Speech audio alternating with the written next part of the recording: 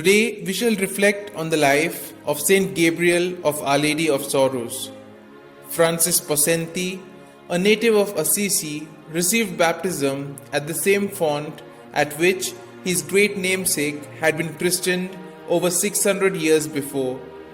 His father, Sante, one-time governor of Assisi and then a censor of Spoleto, was a deeply religious man.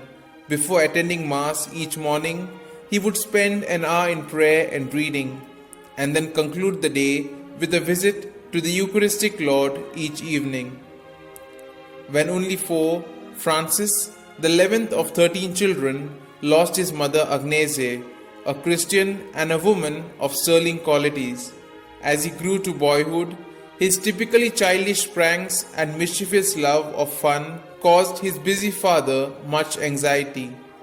However, the conscientious father was never too busy to instruct his children in the catechism of the Church and to familiarize them with the meaning of the lives of Christ and his saints. Subsequently, under the tutelage of a young cleric, Francis advanced in his studies, and the lad's impetuosity gradually gave place to a resoluteness of character. As a young man, Francis was highly obsessed with the trappings of social life, with its endless rounds of dramas, opera, and concerts. However, on 2 occasions, he experienced the chastening influence of a serious illness, each time promising Mary that if cured, he would enter religious life. And of course, on recovering each time, procrastinating. Then came the outbreak of cholera epidemic in Spoleto in the year 1856.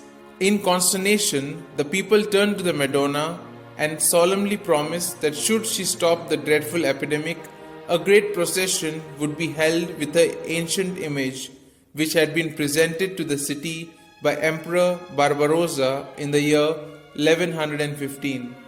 The plague did cease. When Francis knelt among the people as the image passed, he was held in thrall by the gaze of the Madonna that seemed to penetrate his soul. This time there was no more delay, and he joined the Passionists at Morovale as Gabriel of Our Lady of Sorrows. Extremely meticulous in observing every detail of the rule, both in letter and in spirit, he possessed a prodigious memory and nursed a deep spirit of prayer. Francis was particularly conspicuous for his fervent devotion to our Lord's Passion, to the Blessed Sacrament, and to the Blessed Virgin.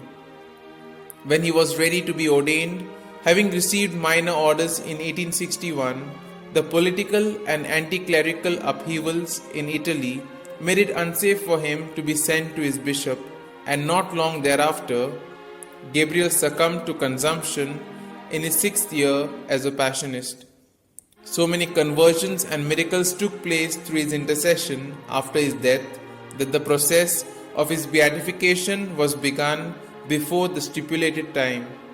He was beatified in the year 1908 and canonized in the year 1920 in the presence of his aged brother.